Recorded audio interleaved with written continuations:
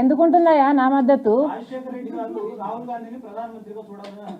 రాజశేఖర్ రెడ్డి గారు అనుకోలేదు. రాజశేఖర్ రెడ్డి గారు చనిపోయిన తర్వాత రాజశేఖర్ రెడ్డి గారి మీద రాజశేఖర్ రెడ్డి గారి పేరు మీద కేసు పెడతారు, ఎఫ్ఐఆర్ రాజశేఖర్ రెడ్డి గారు నిరికిస్తారు అని రాజశేఖర్ రెడ్డి గారికి ముందు తెలియదు కదా. రాజశేఖర్ రెడ్డి గారు అనుకోని ఉండొచ్చు, కానీ రాజశేఖర్ రెడ్డి గారికి ఇది తెలియదు కదా. రాజశేఖర్ రెడ్డి గారు చనిపోయిన తర్వాత, రాజశేఖర్ రెడ్డి గారు ఉన్నప్పుడేమో ఇంద్రుడు చంద్రుడు అని పొగిడిన వాళ్ళు, రాజశేఖర్ రెడ్డి గారు చనిపోయిన తర్వాత ఆయన పేరును ఎఫ్ఐఆర్లో చేరుస్తారన్న విషయం రాజశేఖర్ రెడ్డి గారికి ముందు తెలియదు కదా. రాజశేఖర్ రెడ్డి గారు చనిపోయిన తర్వాత ఈ దిక్కుమాలిన పార్టీ నా చావు మీద ఎంక్వైరీ కూడా వేయదు అని తెలియదు కదా రాజశేఖర్ రెడ్డి గారికి. నాకు రాహుల్ గాంధీకి ఏం సంబంధం అండి? ముమ్మాటికి లేదు,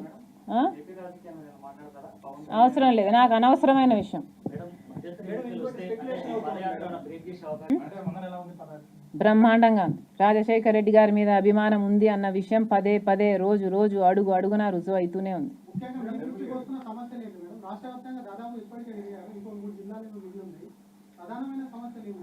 అన్నీ ఉన్నాయి, అన్ని వర్గాలకు ఉన్నాయి. రైతులకు రుణమాఫీ కాలేదన్న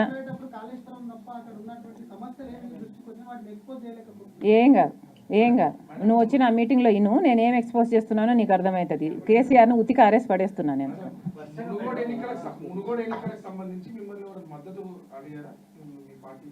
అడిగుండొచ్చు, నేనైతే ఇవ్వననే చెప్పాను.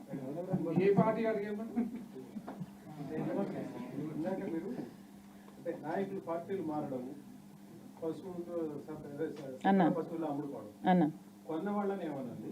ఇంతకు ముందు ఇలాగే వేరే పార్టీల నాయకులని తమ పార్టీలో చేసిన వాళ్ళు ఏమన్నారు? It applies for many. I know what you mean also, but it does not apply to people who did not offer money. You should know this. Okay. People who are offering money is as bad as people who are taking money.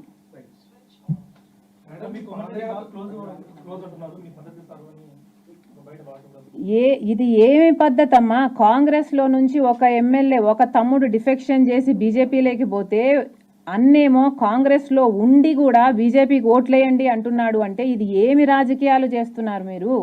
ఎందుకు చేస్తున్నారు ఇట్లా? ఎందుకు ప్రజలను మోసం చేస్తున్నారు? మీకు దమ్ముంటే మీరు కూడా బీజేపీలోకి పోవచ్చు కదా.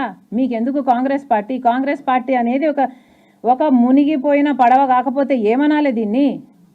ఉన్నవాడు అమ్ముడు పోతున్నాడు. కాంగ్రెస్ పార్టీకి ఓట్లేస్తే ఆ ఎమ్మెల్యేలు పోతున్నారు, ఉన్న వాళ్ళు కూడా ఇంకా పక్క పార్టీకి ఓట్లేయండి అని చెప్తున్నారు. అంటే ఇంకా ఎందుకున్నట్టు మీరు ఆ పార్టీలలో?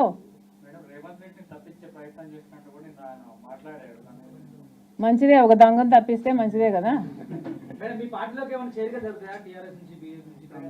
మా పార్టీలోకి చేరే వాళ్ళను, నీతి నిజాయితీ ఉన్న వాళ్ళను, మంచి వాళ్ళను, నమ్మకంగా ప్రజలకు నమ్మకంగా ఉండే వాళ్ళు మాత్రమే నాకు చేరాలన్నది నా ప్రార్థన. ఈయనకంత సీన్ ఉందమ్మా? ఈ కేసీఆర్కి అంత సీన్ ఉందా? దేశ రాజకీయాలను ఇన్ఫ్లుయెన్స్ చేస్తాడా? భారతీయ ఏమిటి రాష్ట్ర సమితియా? బందిపోట్ల రాష్ట్ర సమితి ఎవడు ఇన్ఫ్లుయెన్స్ అవుతాడమ్మా? అవును, ఎవడు నమ్ముతాడయ్యా? మనమే నమ్మట్లేదు కదా, మీరు నమ్ముతున్నారా?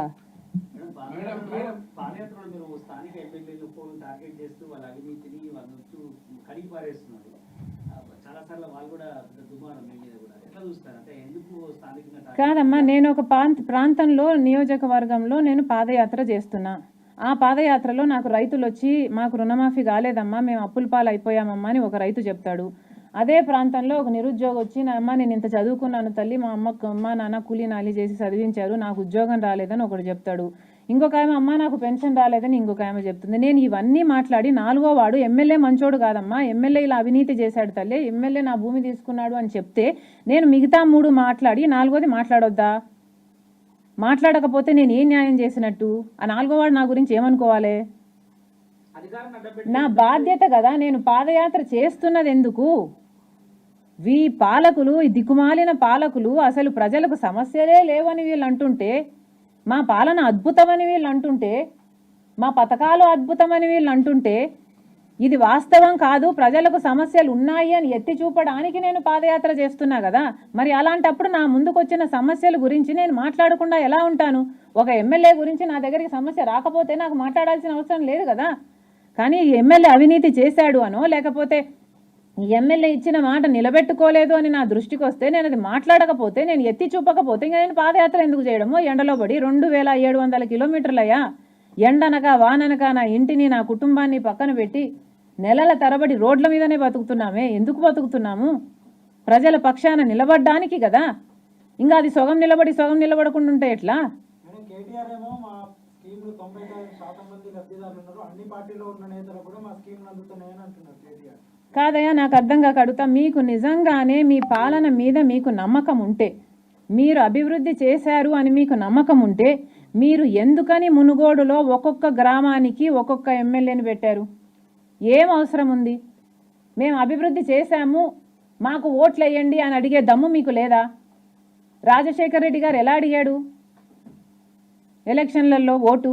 నేను అభివృద్ధి చేశాను 5 ఏళ్ళు, నాకు ఓటు వేయండి అని అడిగాడు. అది రెఫరాండం అవుతుంది. మీకు దమ్ము లేదా? మీకు దమ్ము లేదు కాబట్టే, మీకు అభివృద్ధి జరగలేదని మీ మనస్సాక్షి తెలుసు కాబట్టే, ఈ ప్రజలు మాకు ఓట్లు వెయ్యరు అన్న నమ్మకం మీకు లేదు కాబట్టే కదా ఈరోజు ఒక్కొక్క గ్రామానికి ఒక్కొక్క ఎమ్మెల్యేని పెట్టింది. అవును, సిగ్గుండాలి కదా. ఏ ముఖ్యమంత్రి అయినా ఒక్క బై ఎలక్షన్కు 3 రోజులు పోయి అక్కడ ప్రచారం చేస్తాడా? ఇంతకు ముందు కేసీఆర్ పోయి బై ఎలక్షన్కు ప్రచారం చేసిండా? ఇన్ని రోజులు చేసిండా? అంటే ఏమిటి అర్థం? ఆయన లెవెల్ ఆఫ్ కాన్ఫిడెన్స్ తగ్గుతుందనే కదా అర్థం. ఈ కేటీఆర్ మాట్లాడేటప్పుడు ముందు ఆలోచించి మాట్లాడాలి కదా. మీరు దత్తత తీసుకుంటారా? దత్తత తీసుకొని ఏం చేస్తారండి? మీరు కొడంగల్ని దత్తత తీసుకున్నారు.